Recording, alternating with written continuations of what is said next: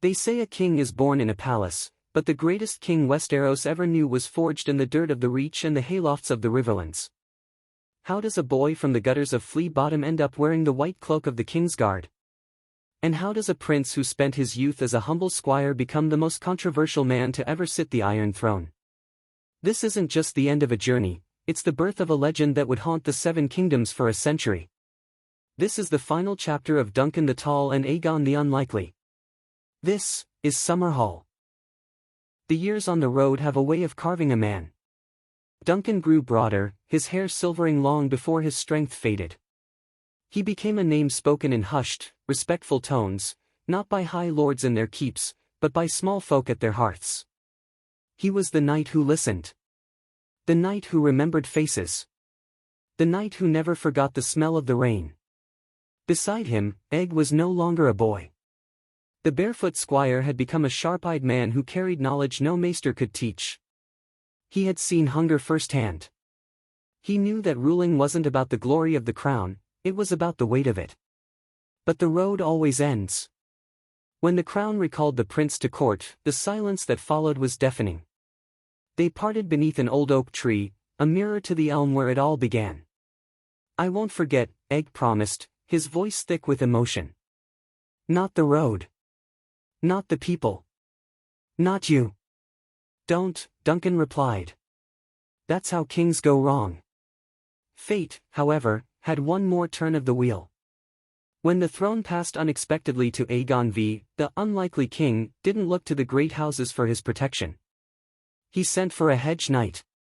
Duncan was stunned when the white cloak was placed in his hands.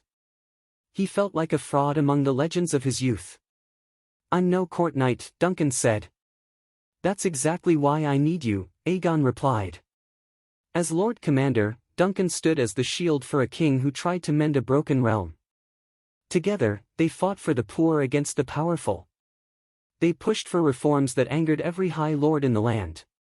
Duncan took the blows meant for his king, argued when silence was easier, and remained loyal when the rest of the world turned cold. But even the best of kings can be consumed by obsession. Aegon became haunted by the belief that only dragons could save the realm from itself. He believed fire could create wisdom. Duncan knew better. He had seen what power did to men. But he stayed. Because that was who he was. Summerhall was supposed to be a celebration. Instead, it became a pyre. Fire consumed stone, and screams drowned out prayers as the ritual to bring back dragons went horribly wrong. Duncan the Tall died exactly as he lived, standing his ground. Protecting others. Unbowed. Some say he died shielding the king. Others say he used his massive strength to carry a newborn prince, the future Rhaegar Targaryen, from the flames. The truth vanished into the smoke, but the legacy remained. Long after the ashes of Summerhall cooled, the story of the giant and the king endured. Duncan wasn't a legend because of his blood or his titles. He was proof that a knight could be good, even when the world was not. A liar who became a true knight. A prince who became a man of the people. They showed us that honor isn't something you inherit in your name, it's something you choose with your actions. Thank you for riding with me through all 6 parts of this journey. This saga is one of my personal favorites in all of George R.R. Martin's work, and I hope I did their legend justice. If you've enjoyed this series, please hit that subscribe button and give this video a like, it really helps the channel grow. The road continues, and I'll see you at the next campfire. Thanks for watching.